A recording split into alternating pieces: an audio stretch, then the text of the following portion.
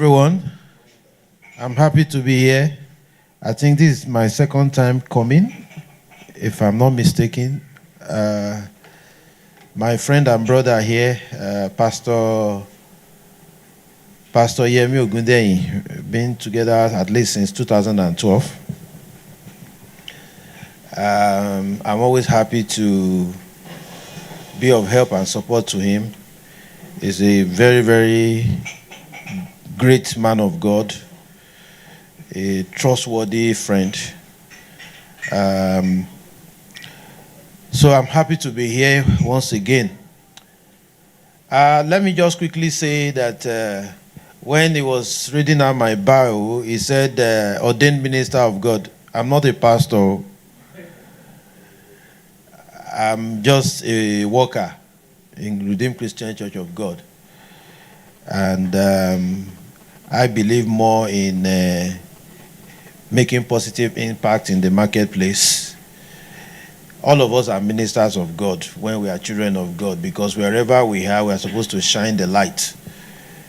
And of course, I don't need to explain this too much, because we are in the parish of the light. So these are men of light. Praise the Lord. So you have given me a very difficult task this morning, and I've prayed and asked the Holy Spirit to guide me, because we are in the season of no grief for anybody in Nigeria, and a lot of water has really passed under the bridge in the last few months. A lot of people are confused. Even people who have been doing very well financially before now, many of them are in a state of conundrum, and people don't know where to turn or what to do anymore. Inflation is galloping. Even today, a lot of motivational speakers, nobody wants to listen to them again. So they have given them a new name, say motivational speaker. Because people just don't know what to do anymore. Praise the Lord.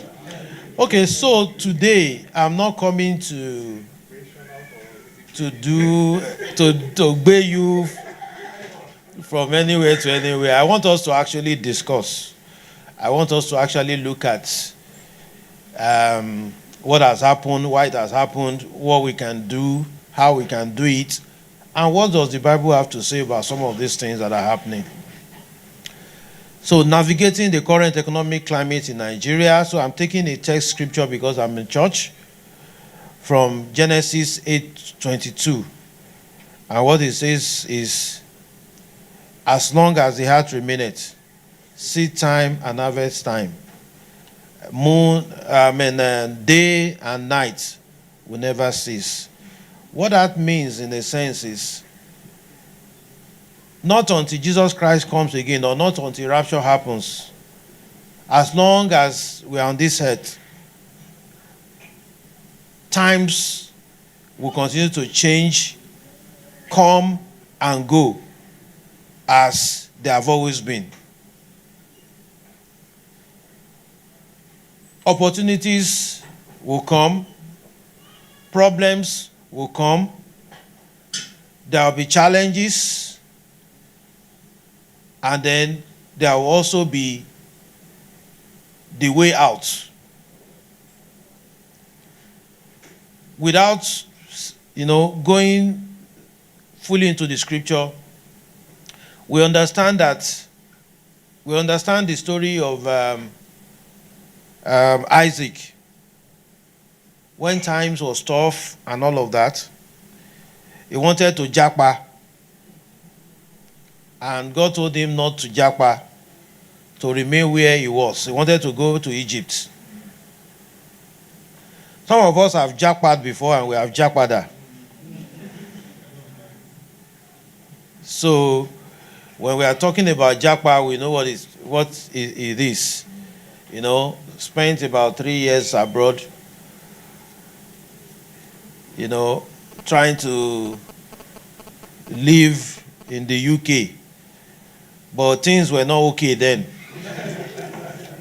even in the UK. So I had to Jakwada sometime in 2008. But I'm saying all this for us to know that there's nothing new under the sun. At every point in our life, whether you are in Nigeria or outside Nigeria, you must have faced some tough times. The Nigerian situation is looking as if it's unprecedented.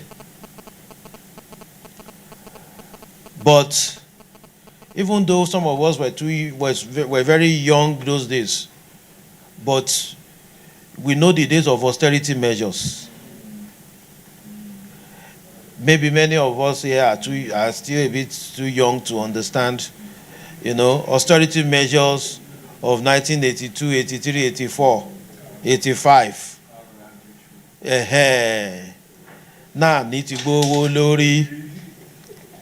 So for some of us that have, you know, memory of some of these things that have happened in the past, it doesn't really look so new to us. And that is why the people that are actually agitating most are the young people. Young people below 40. Because all these tough times that we are seeing, they have been almost like that. It's like, and that's why I quoted that scripture, for us to know that it's a cycle. It continues like that. Continues like that. The only problem we have is that there's no social security safety nets in a place like Nigeria. If the people in the UK want to tell you the truth, if the people in Canada want to tell you the truth, even though they are better than us in the sense of services, power and all of that, but this cost of living crisis is everywhere. This inflationary trend we are seeing in Nigeria is everywhere. But if it is about convenience of, I go to work, I work hard, I come back in the evening, I'm not thinking about heat. As in heat, don't mind my Yoruba accent, Oru. Or you are not wondering whether you will get water. Okay, that solves some of the problem. So you can live with, you know, the changing prices on the supermarket shelf every day, as is happening here. Ask them, they will tell you. People in the US, people in the UK, all the places we are jackpotting to, it's the same thing. They go to the supermarket today, the prices has changed. So it's everywhere. But there's no social security safety net here. We don't have the convenience of working and effective infrastructure. And that is why it is much here. Now, I'm setting the stage for some of the things I'm going to say, so that when I say them, you will know that, you know, it's not Nigeria's own problem, is not unprecedented. That's happened before. It's even happening in other countries. Okay, so I start with the current economic climate in Nigeria. How did we get here? You know, they are teaching us in my research school that I'm currently in now, that for you to solve a problem, for you to provide a solution to something, you have to understand the root cause, where the problem starts from. So let us look at how did we get here as a nation. And this is not for political argument or for discussion. You know, these are just some of the facts that we need to address our minds to, for us to know where we are coming from. Number one, between 2011 and 2014, Nigeria made a lot of money. Between that period, Nigeria made the kind of money they've not made 10 years previous. Nigeria made about $300 billion at the time. However, within that same period, Nigeria not only borrowed heavily, we also squandered the wealth. During that same period, Nigeria did not make any savings. No savings. Excess crude account was depleted. No savings. During that period, our foreign reserve witnessed a decline from $68 billion in 2007 to $28 billion in 2014, despite making so much money around that same period. During that same period, Nigeria spent over $5 trillion on fuel subsidy. To now worsen the situation, by middle of 2014, we started witnessing a decline in oil revenue because Nigeria was 70% GDP was oil and gas, and 90% of our revenue was from oil money. So the decline started, then enter the economic hardship and turbulence in 2015. And by the beginning of 2016, Nigeria officially entered into recession.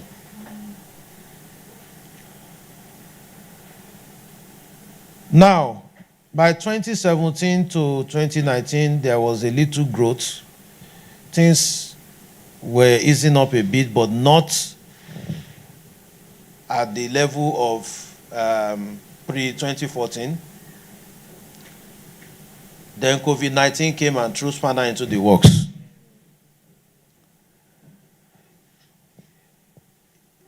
And for you to concern your mind with the realities and not just the statistics. Even though a bag of rice between 2017 and 2019 went up to about 20,000 per 50 kg bag at that time, we saw a situation where Nigerian rice, locally produced rice, was becoming popular. So there was growth, there was productivity increase. Local production was growing. At that same period, if you take your mind back, imported rice became more expensive than local rice.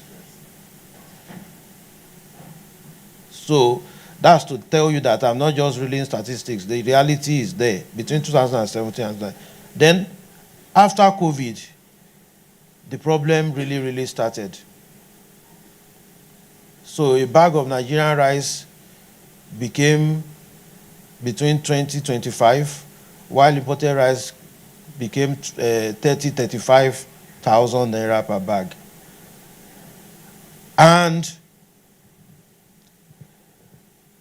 by 2020, everything was still between that time until 2023.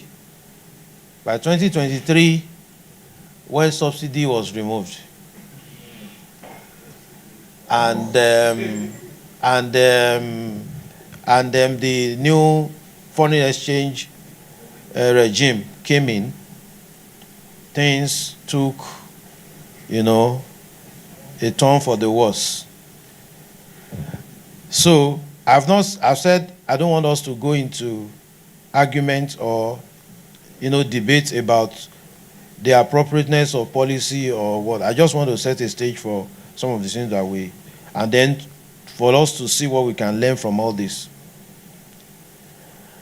However, Nigeria continues to remain heavily import dependent. We became import dependent nation. Productivity nosedived. compared to the population growth and consumer demand. Inflation trend started from an average of 16.95 in 2021 to currently, as of March 2024, 33.2%. Corruption and indiscipline continue to grow in leaps and bounds. In fact, before it was public sector corruption, but now private sector, informal sector, everywhere, everybody is looking for how to, cheat the other person to get by. Employ artisans now, the kind of job they do for you. You know that this person just want to chop you. And that's it. So it has taken over almost everywhere in the society. So it's not just government people stealing money from government. Everybody, another person, your neighbor wants to steal something from you. Nigeria continues to face vulnerability to the global oil market and commodity markets. The shock continues to hit us hard. And like I've said repeatedly, we don't have any social security net. So as parents, as fathers, as traditional breadwinners in Africa that we are, because I know in other society and the Gen Zs, maybe they think it differently. But for us, the old school, and the people that are still really winning the bread, because many of the Gen Zs, they don't have work. And they are not married yet, many of them. It's not as if they are lazy. And I'm not one of the people who say lazy Nigerian youth. Nigerian youths are very, very vibrant. They're very intelligent. They are willing to work, but there's no work. So they think it differently. So they are the ones that will want to share responsibilities with their wives, which is good. But the bad thing about their own thinking is that these are the ones that are talking about house husbands. In traditional African society, there's no such thing as house husbands. What we have is housewives and daddy, father, breadwinner. So we want to keep it at that because it has its own consequences. Even scripturally, it's not established, because the Bible says, woe unto the man who does not provide for his household is worse than an infidel. And we are also Christians too. What men can do, women cannot do. So we are husbands and fathers. So what is the implication of all these stories and history that I've reeled out for us as fathers? What it tells us, the lessons here is that, what it tells us is that just like Nigeria, when we were making money, we didn't save for the rainy day. So as fathers, we need to learn to save for the rainy day in times of plenty. Number 2, financial discipline. Yes, our leaders are corrupt. And corruption and indiscipline goes together. So they don't have that financial discipline. It's not only Nigeria that there is corruption, though. Even in the US, there's corruption. But there's some level of discipline to say, this one is no-go area. This is, the other person is monitoring the other person to make sure that the greed of one president does not, scatter the whole system. So we need to learn from this that financial discipline is very important. Another thing we should learn here, we have been hearing these things in secondary school, time value of money. The inflationary trend in Nigeria tells us as fathers, as breadwinners, as the person that put the money on the table and all of that, even though we share some of the responsibilities our wives these days, we should understand that inflation is a leveler. Inflation will level everybody, put everybody on the same pedestal. So let us be mindful of the time value of money. The $300 billion that Nigeria made in those times, that time that, as recorded here. Today, if you compare it with what he can, buy today, what he can do today, it pales in the significance. So today we are talking about $1 trillion, not even $1 billion. So inflation is a leveler. Number 4, please, everybody have their own opinion. Yeah, I'm just saying this. I'm going to talk about something that a lot of people don't agree with. Number 4, do not borrow to fund consumption, borrow to grow wealth. What's the lesson for us from Nigeria? We borrowed over 5 trillion. We used 5 trillion to fund subsidy. Okay? So subsidy is consumption. That 5 billion, if we use it to provide money for development finance institutions to finance businesses in the real sector, it would have been better than to be using it to fund subsidy. And when they do that, it means that they will now be able to produce cheaper food and all of that. Cost of production will come down a bit. Okay, so now, how do all these things that I've said, how does it apply to managing your personal finance as a father, especially in these challenging times?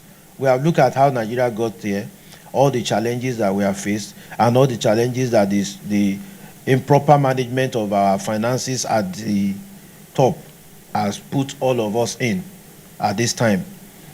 So, and we have seen that the lessons, the 4-pronged lessons on the financial discipline, savings, inflation monitoring, and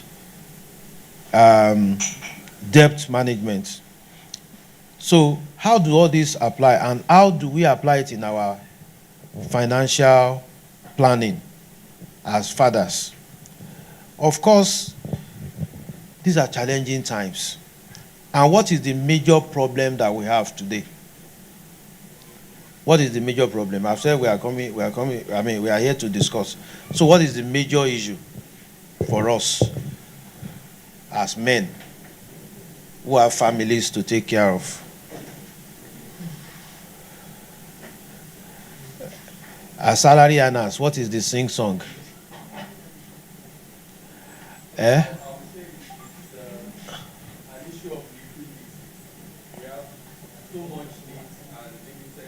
Financial resources. So many, the sing song these days that our take-home pay cannot take us home. And then we are running, the money we have is not enough to catch up with the price of goods and services in the market. We are running after inflation. Okay? So that is the problem.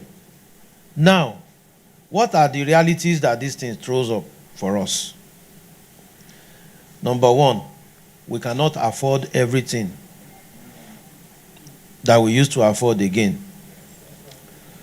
Number 2,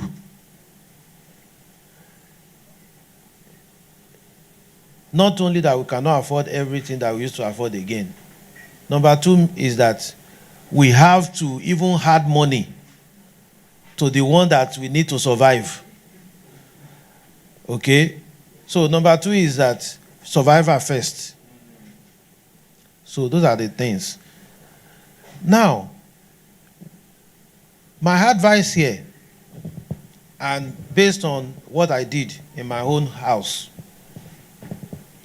Number 1, I sat down, said, number 1, let me say it as I put it here. Have a frank and honest discussion with your wife about your finances and current economic realities. That's the first step. So, mommy, come on. All that going to eat out after church, we'll go and sit down and spend 50,000 naira. Today now, if we go and do that, family of 5. We end up spending, maybe the thing we used to spend 10,000 naira per head now will now be like maybe 75,000. Okay, even if we say, okay, don't let's go to the big restaurants that we used to go. That we used to go. if we go to the one that we felt or we feel that they might be cheaper, when you get there, you find out that the thing they are selling 5,000 before is now 7,500 or 8,000 or 10,000. So, however, we buy a bag of rice every 1 month or 2 months. Okay? So that bag of rice that we used to buy 50,000 naira, today is 75,000. It means that we have to take the money from that eat out every Sunday and add it to the bag of rice because salary has not increased. So first of all, sit down with the madam of the house and say, some of these things we have to cut. There need to be addition and subtraction. Then next thing, call the children, call the parliament, have a parliament session with the whole family. All these, daddy I want this, daddy I want that. It's no longer about wants, so it's about needs. You know, wants are different from needs. Every now and then we are going out, my son will say, and just buy. No. So you have to let them know what is really happening and why there will have to be, cut here, paste there, add there, subtract there. Because, number one, your school fees, they have sent me a bill. It is ×2 now. If I take you out of that school to another school, relatively cheaper, but what about the quality of education that you are getting in this place? So, you have to understand with us, there are some luxuries that you have to let go. This is survival time. These are the things I did at the beginning of this year. Especially for some of us who have madams that know how to spend money. So you have to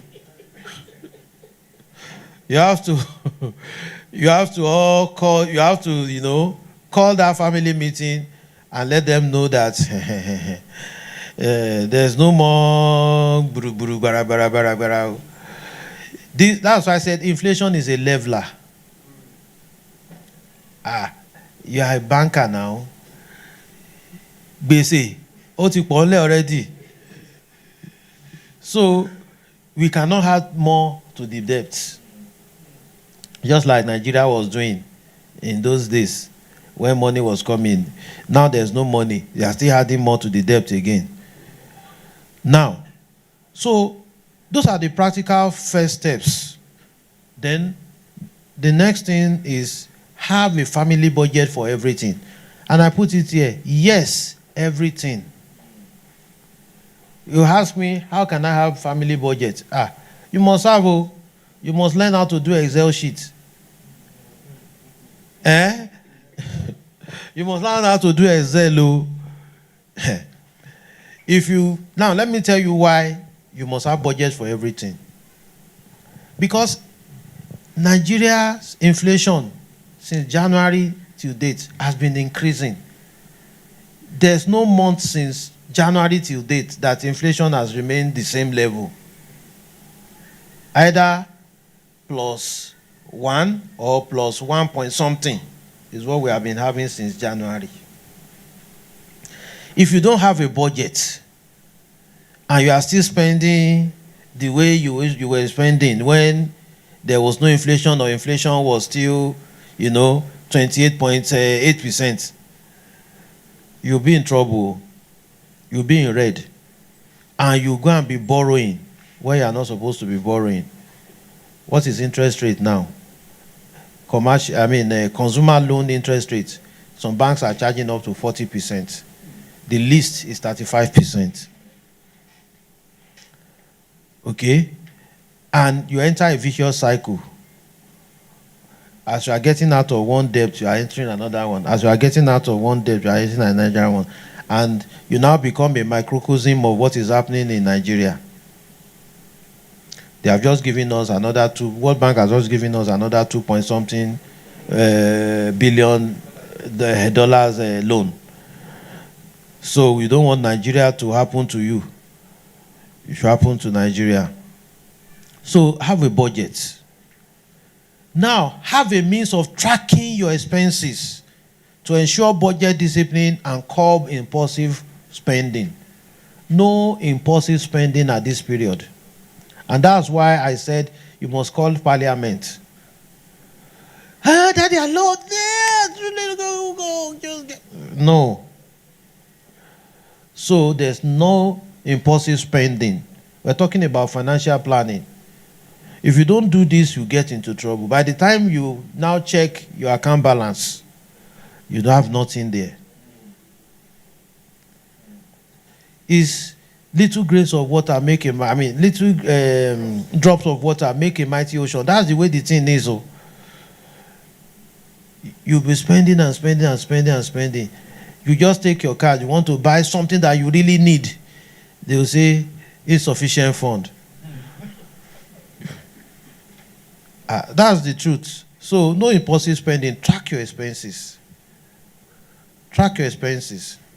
Now, the reality of today, the reality of the times now is that even the budget that you have to review it on weekly basis or monthly basis to adjust for inflation. Otherwise, you and Madam will almost enter boxing. You can box yourself if you don't review the budget. You don't know what they are saying in the market. Is it not? So that's why you have to sit down and review the budget on a weekly basis or a monthly basis. These are some of the things that are happening in my own house too.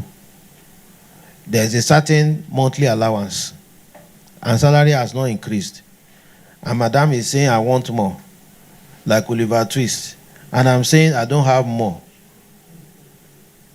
So we have to sit down and adjust that budget again. Cut hard. Okay. So if we're eating, if we are cooking pot of soup with goat meat, cow meat, fish, and all of those things, so we have to adjust this time now. Survivor first. So maybe we eat one type of protein, the one that is more affordable, and forget about the orishi. Me, I've adjusted my stomach. I even want my stomach to go down. So you have to review the budget. Now, you have to separate between needs and wants carefully. There are some expenses that you cannot cut, that you have to keep. They're important for now and the future. School fees. If you are still paying rent.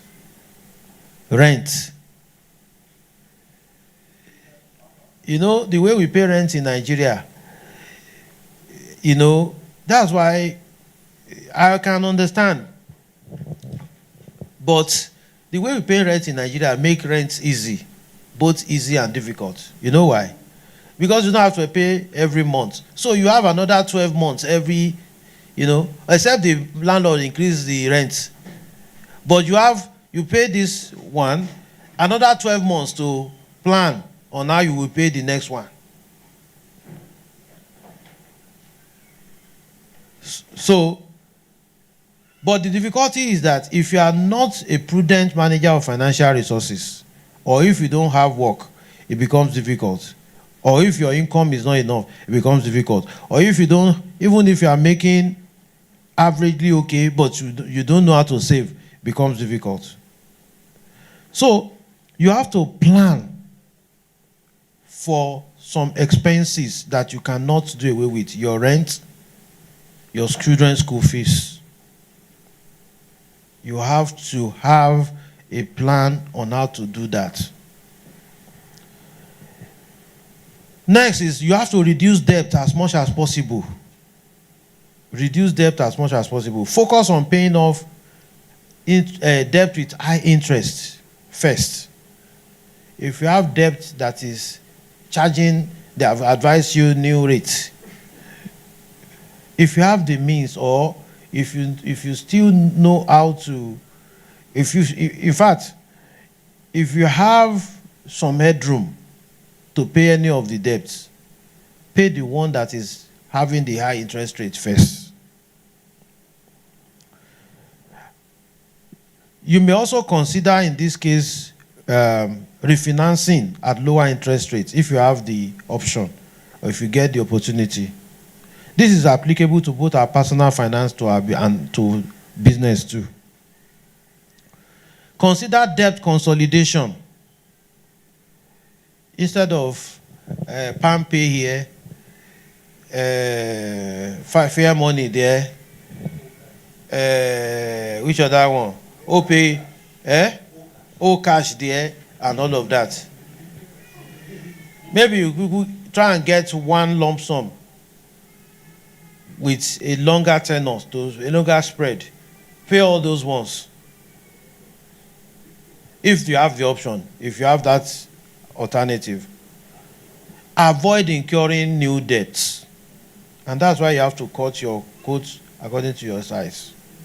That's why you have to have a budget. If you don't have a budget, if you don't track your expense, before you know it, you have an overdraft. One artisan I called recently, I wanted to pay into the PalmPay account I had with me. I said, okay, how much am I paying? He said, okay. He said, I said, okay, I'm paying it. He said, no, Emma Sonsibel.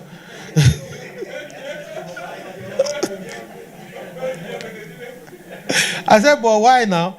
He said, and I'm wondering, how did he manage? So the guy has overdrawn that account. I don't know whether PalmPay does that. So he said, I should not pay there. He sent me another account that's not in his own name. Maybe it's in the name of his girlfriend or something like that. I was where I paid the money.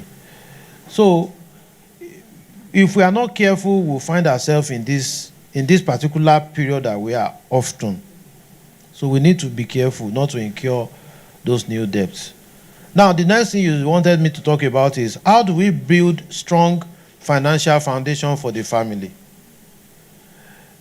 And like I said, the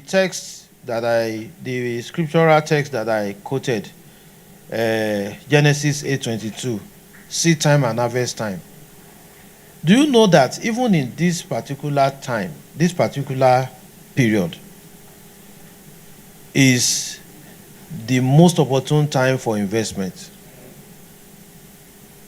Because things that are not necessities, okay? Because a lot of people are grappling with feeding and all of that.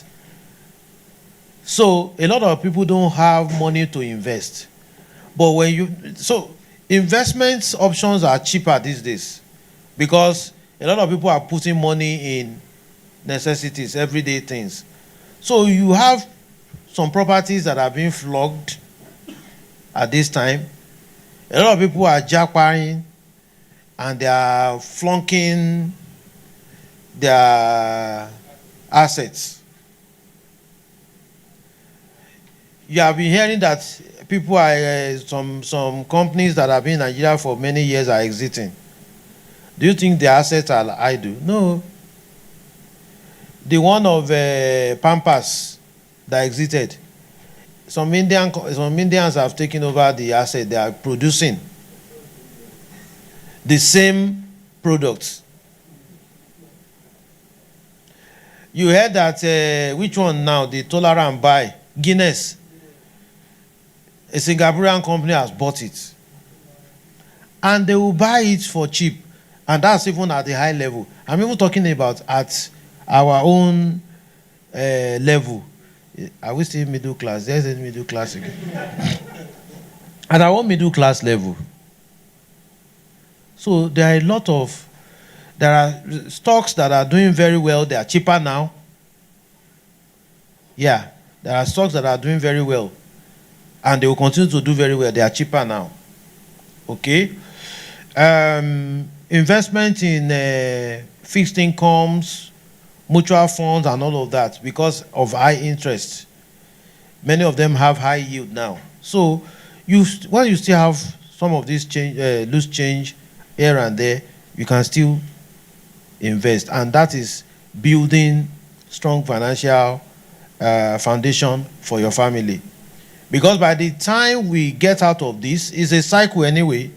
By the time we get out of this to the period of boom again, your family is already good. And one thing I will advise is, let us also look for, apart from what the church is able to do here, bringing people like us and some other professionals in the financial sector, there are people whose business, whose profession, whose everyday job is to advise people, on financial intelligence and how to build wealth. We have a number of them, and they are not that expensive. In fact, their charges are almost negligible. ARM, I'm not advertising for any of them. FCMB, asset management, and all of that. We help you invest your money. They tell you where to put your money and where not to put your money. Now, for us to increase our earning potential and put our family give our family strong financial foundation. Another one is we have to train and retrain ourselves to enhance our skills and increase our earning potential on the current job or our field of endeavor. Okay, so why am I doing a PhD, for example? I probably don't need it anymore where I am currently, but I'm doing it because I believe there are so many private universities here and there. And many of them these days, they are looking more at people who have industry experience. Unlike our public universities, where it's the same textbook I used when I left university 20, 30 years ago that they are still using. These private universities are, more forward-looking. So, if peradventure, two things. Number one, so that when I have time, more time, when I finish the PhD, maybe I take part-time lecturing to add to my income and to my revenue streams. I'm already doing one small consulting there. So when they see PhD on my resume too, it means that I will get more jobs from the consulting. So that's an example of training and retraining yourself, improving your skills. Then even on my current job, by the time I believe on that, see, I have PhD, they might say, they already know because I have to let them know, because I have to take time off for seminars and all of that. So by the time I say, they will say, okay, let's see what we can do to. But even if they don't, others will pay for it. Now, we need side hustle. We don't need to even be told now.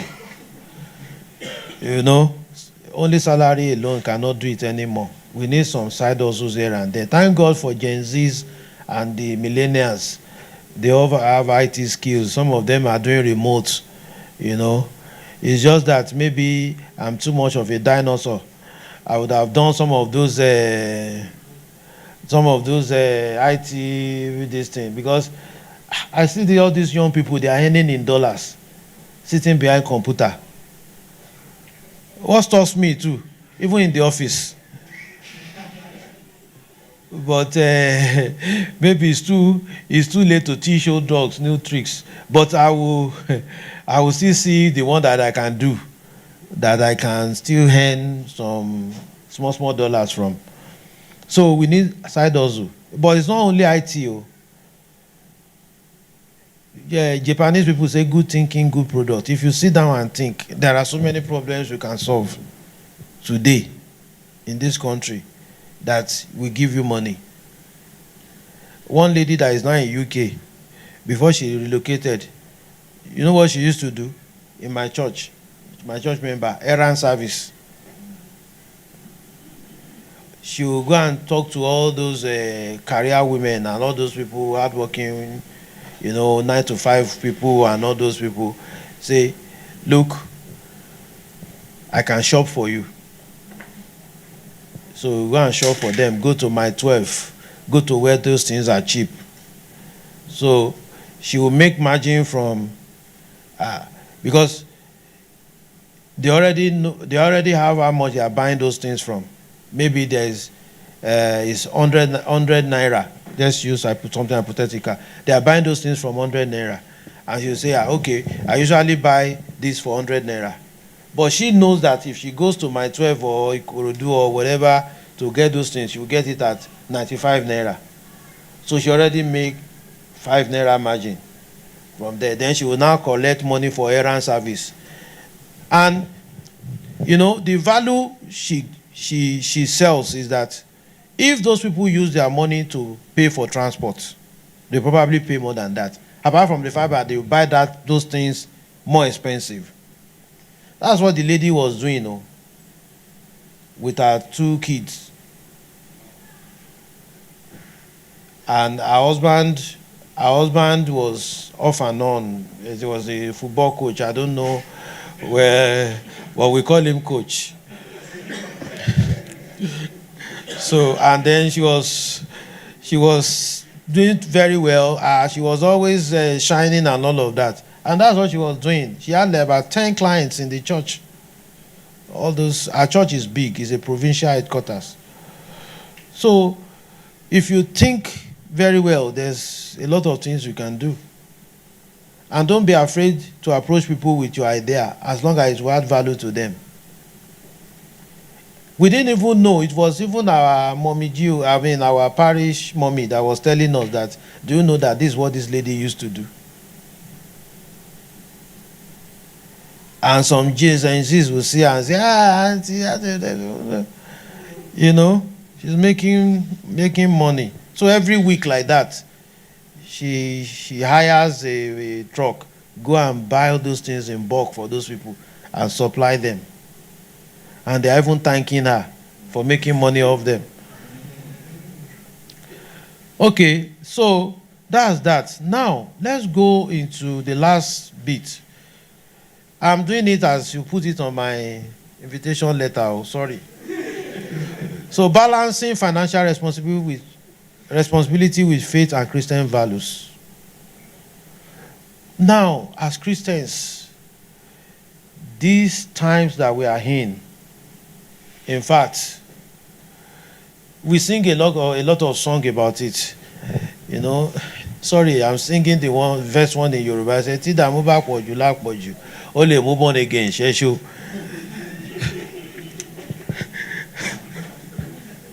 So if the problem, in Nigeria is making some born again to take their life back from God, from Christ, and say, "I'm not born again. I want to born back." So what's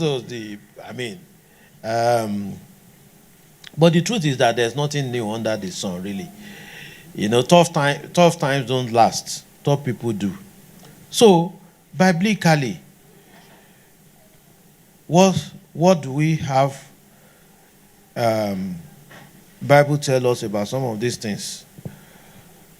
Number 1, stewardship. Who is a steward? Somebody that is accountable to another person. Abi? So, 1 Peter 4:10 is where you will see that. The implication of this for us as Christians is that when we say manage your finances, God will provide, yes? So when I say God will provide. But do you remember the parable of talents? Okay? And the parable of the master that said, some people go and do this, and then some of them say, okay, master, we will do. And the other ones say, we will not do.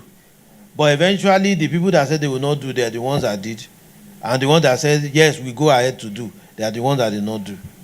So we are accountable to God. Even though He gives us these resources, He gives us all these things, we are not supposed to be, wasteful. We are not supposed to waste the resources. We are supposed to be accountable. And that's why when I said, let us make budgets, we should make budgets, we should spend wisely, we should save, we should make thoughtful spending decisions, that we should prioritize needs over wants and avoid wastefulness. It's all in the mode of our stewardship to God.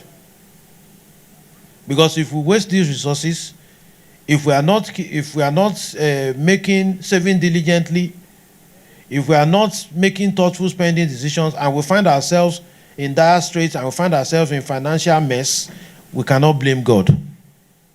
Okay? That's number one. Number two, Proverbs 22:7. The borrower is a slave to the lender. So when we say avoid debts, reduce debts, it has biblical foundation. Contentment and simplicity. Contentment and simplicity. 1 Timothy 6:6-8 said, godliness with contentment is great gain. Okay? So, what is the implication of this for us? We are supposed to be content. Focus on what we have rather than what we lack. Avoid materialism, ostentatious living. Let us find joy in simplicity and gratitude. Now, planning and prudence. Proverbs 21:5. The plans of the diligent lead surely to abundance. Biblical principle of planning and prudence is established in Proverbs 21:5. Plans of the diligent lead surely to abundance. Have a financial plan. Save for the future. Invest wisely. Prepare for emergency. Be prudent with resources. Honor God with it. Honesty and integrity. That's number 5. Proverbs 11:1 and Ephesians 4:28. We are encouraged as children of God, even in these hard times, to be honest and be of people of integrity. We should continue to shine the light. We should continue to live as children of light. It's difficult. I know some of the challenges that me and my friends have considered together, your pastor, and I give kudos to him. He keeps his integrity. He kept his integrity all through. It was tough, I know, but integrity is still a value that should be seen in Christians.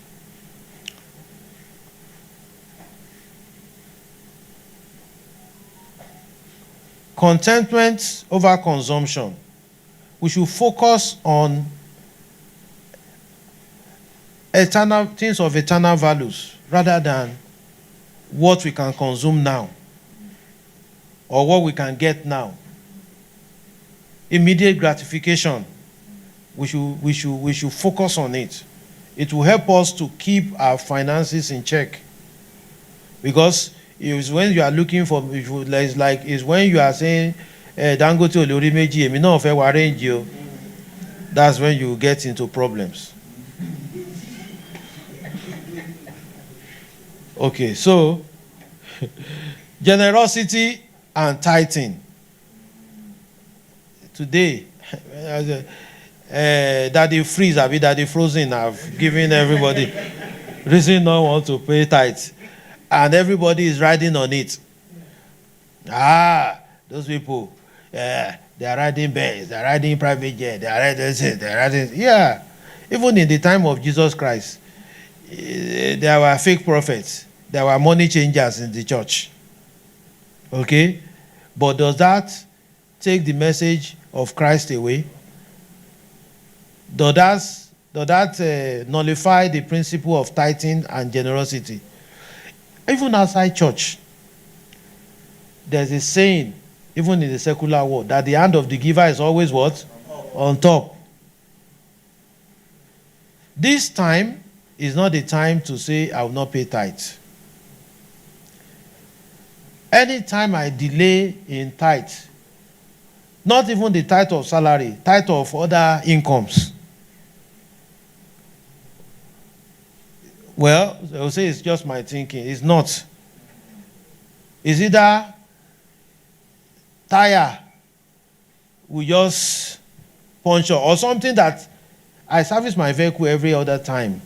One thing or the other will just take unexpected expense away from me, that the thing will pain me. That why is this thing coming at this time? But I don't know about you. But this is not the time to refrain from tithing and giving. Now, seeking wisdom. I've said you should seek counsel from financial advisors and all of that. Even the Bible encourages it. In James 1:5, you can read. I'm rounding up very soon.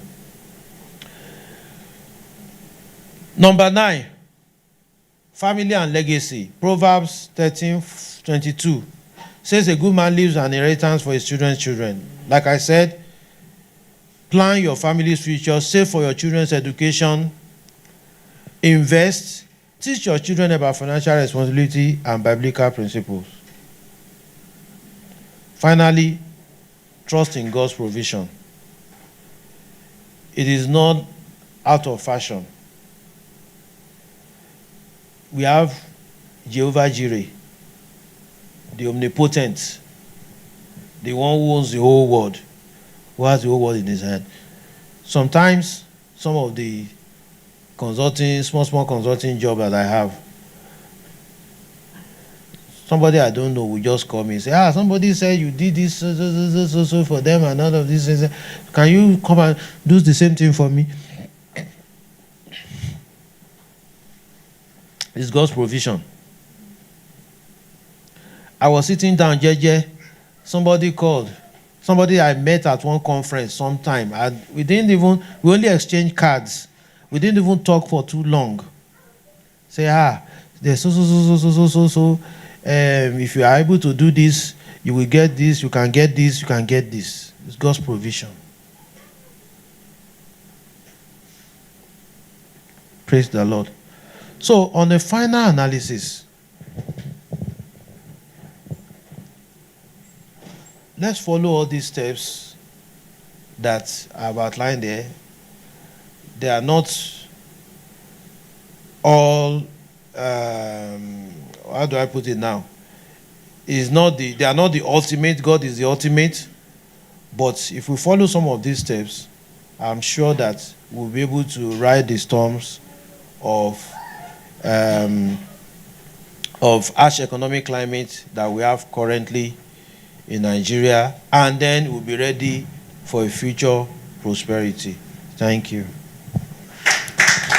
Distinguished man, Mr. Gbenga Adelana, please, I think you should continue clapping. Wow. Our first speaker actually told us that if you're not informed, you'll be deformed. And then here, right now, Mr. Gbenga has actually taken us through a lot and has given us a lot of information. Before we actually continue, is there any question from anybody? Do you have any question to ask our speaker? Any question for our speaker? Oh, actually, okay.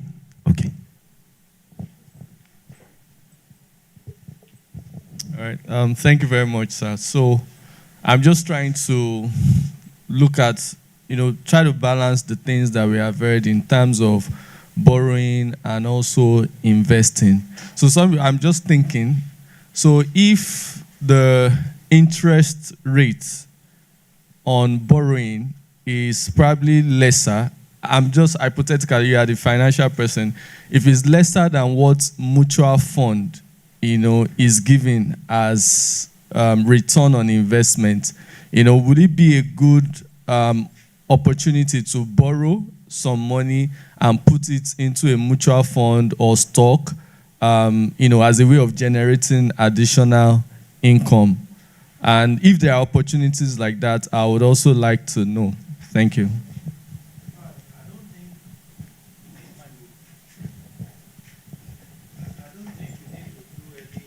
Analysis paralysis on that one. You're taking something cheaper to fetch you something more. Good investment intelligence, good financial intelligence. And that was what was driving the margin loans. Was it 10 years ago in the banking sector? There were people where bankers take loan to buy shares and stocks in the market, although it became like a casino.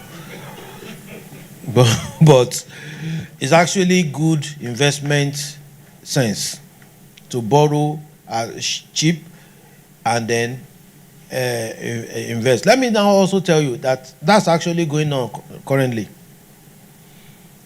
I don't want to go into anything that will become controversial, but we have seen a trend today where even manufacturing companies, producing companies, instead of using that money to do expansion, some of their surpluses to do expansion, they are giving it to us banks. Even if some of those monies are from their parent companies abroad, okay, they will delay the expansion project they want to use it for and give it to us. Who doesn't like 25%, 30%? Cool money, easy money. Put it, give us as fixed deposit. Maybe their parent company get those monies at cheaper rates from banks there and give it to their Nigerian entity. Say, okay, so you want to expand your so line, take this money to do it. They will say, Dad, this is not the good time to do that now because of inflation. Let us put it in bank at 25%, or better, or maybe even put it even with CBN, fixed income. Okay, for 180 days. That one is risk-free. Put it in a bond or coupon or one, treasury bills. So it's good investment strategy. All right, thank you, sir. So it's because of what you said now that parent company will give subsidiary Nigeria money. And then they invest. So I am aware of transfer pricing and the fact that related party transactions are always audited too. So how will that now work in that sense, wherein you've gotten money for a particular reason and you're now delaying that? Because if transfer pricing audit should go on and you've gotten the money and you've invested it, there will be consequence and you pay penalty. So I'm not thinking of how they try to go about So, of course, maybe you are an auditor. They will not. They already got CCI for that money. You know what CCI is? So that money has come in. So they are not going to now say that money is what they are taking directly. Maybe they have surplus in their in their cash flow. You understand? They can begin to employ, instead of, there's the way they will manage the finances, they manage the accounts to make sure that that penalty does not happen. So they know how to manage it such that that penalty does not happen. And they are not going to say it officially that they are delaying that investment. So what will happen? What will happen? This is, I've told the auditors, there are always ways to manage people. See, I got $1 million inflow into my account from my parent company meant for this expansion. You know, normally for that expansion, I should have, what do you call it? Deferred taxation gains on it too. Okay, so what I do is that for my cash flow, I know that money is coming in. Before the money comes in, I take $200,000. I go now, I put it with the bank. I will do it in tranches. Are you with me now? Of course. I'll do it in tranches. And I it's won't do not it. one bank. And I won't do it one bank. I won't do it the same amount that is this thing. I'll leave it 200,000. I will start the project. Hold on. I'll start the project. Hold on. I'll start the project with $200,000. Are you? I'll start with $200,000. Are you with me now? The I'll make sure the contractor. more you look, the less you see. The contractor, I will require for advance payment guarantee. I'll require for performance bond. The guy will be looking for it all around. All profits are not cash. So that's why I know, because most times, most companies have declared profit, but when you check the cash flow, if the profit is not coming from your operating activities, it's even a reason for us to even deep better. Because if you are telling me that your profit is coming from investing, then it's a going concern issue too. But we don't have to go into the... I'm not saying the profit is not coming from investing.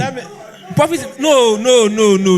I have made, at the end of the financial year, December, I have made a profit. Are you with me now? No, it's not cash. Hold on. It's not cash. So what sort of company? Because when you say it's not cash, what sort of company? Now, we know they do sales in credit. Every company in Nigeria sell in credit. I think I know now. Okay, you're using OD to invest. Then there's even a room for me to also invest. No, you are You can't match it that way. No, that's generalization. Let me tell you, listen. If you are working with a fast-moving consumer goods company, these days, their credit days has reduced.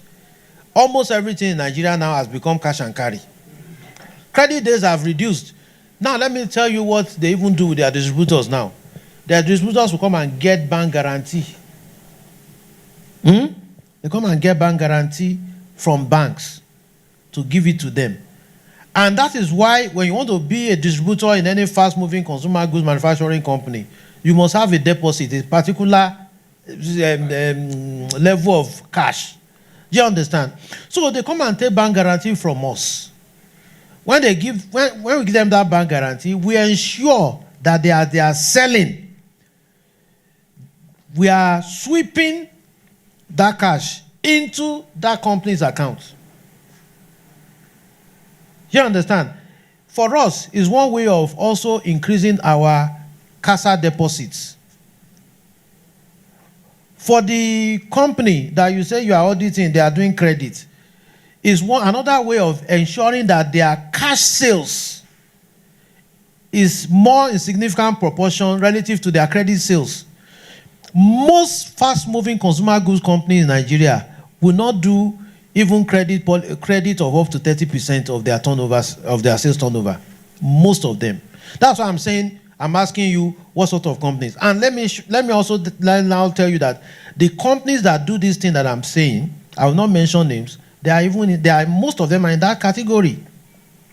The manufacturing companies, their challenge now is FX. You understand? So they will tell you that money, they are keeping it to buy FX when the thing is low. I bet, let me not review so many things. The more you look, the less you see. I'm telling you, because you are looking at what they are declaring in profit and loss, income from extraordinary business, Abi. Yeah, they have ordinary business. Income from investment and deposit is extraordinary, is it not? They won't even give you the rate. They won't even give you the rate. The rate. No. Let me see. Okay, if you talk to your engagement partner, there are so many things that they manage. Sorry. If you talk to your audit manager or engagement partner, there are a lot of things that happen at their level that you don't know. You just be doing your own collecting and this thing. So it's actually okay. So no, let's not go. But I'm just telling you the realities. So the reality is that it's good investment sense for you to borrow low and use it to make an investment that will give you 2 times or 3 times what the cost of that borrowing is. Thank you. Even 1.5 times is still good. So, sir, as an expert in, what do you call it, in export, in all this, what's the climate like for those looking at going into production, manufacturing? Is it the best time, or is stay away for this period? Yes, if you have the financial resources, is actually the market now. The opportunity in the market is huge. Let me now tell you, for you to process and manufacture anything now, it's not only Nigerian market that you are facing. We are not even talking about export to Europe and all of that. You know, when I was in Benin Republic last month, I found out that they are even bringing things from Nigeria now. Before, it used to be from Benin. They will go and land the ship in Benin and bring it to Nigeria.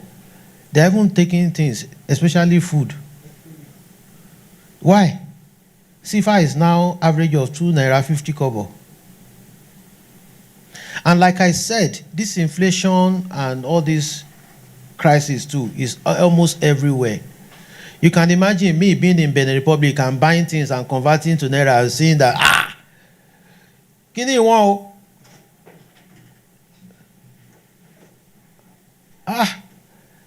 I was trying to buy mouthwash. When I converted, it's even cheaper in Nigeria.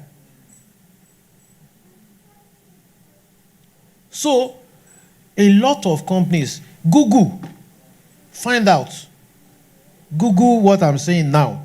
A lot of companies, and that is why things are expensive in Nigeria also. Because it is more attractive for them outside Nigeria now. Niger, Mauritania, all these other Sahel countries.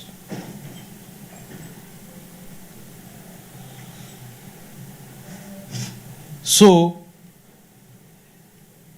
if you have the money to do it, the only thing I'm afraid of is if you are going to do it, you need to count the cost with respect to FX. I think it's a bit stable now.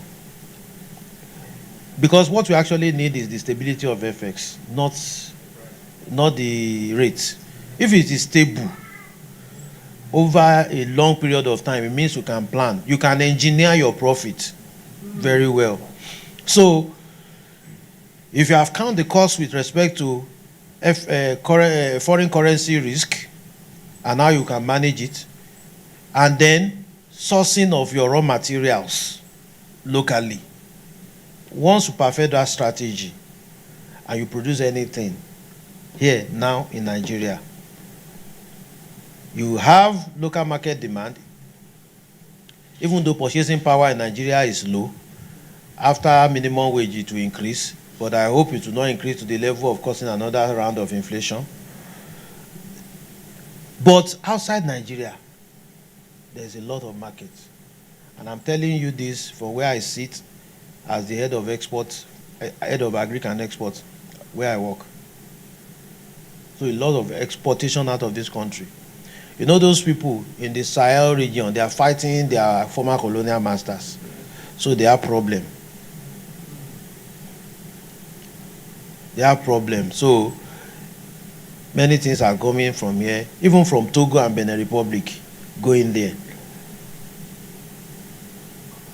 Then, before, they used to use Nigerian ports a lot. A lot of things come into Nigeria that is bound for Niger and all those other landlocked countries. But they now do most of it through Togo now. Because I went to Togo and they said their port is very, very big and very, very well organized. And the person that took me there was telling me that that is where Mali, Niger, and some of those other landlocked countries take in all their imports from. It's more expensive to do it through Nigeria, and then not expensive in terms of custom rate and all of that, not just that, but in terms of efficiency and corruption. Those ones, they still, they are still not Their eye is not still as open as us. They are not doing no grief for anybody there. So they still obey a bit of law there. And then, even though there's no way, there's no corruption, but their eye never tear. Say they won't build house for on top of water or Banana Island. So they never start to they sing Dangote Olori Meji for that place. Okay, so that's it. Thank you very much, sir. Thank you. Thank you very much, sir.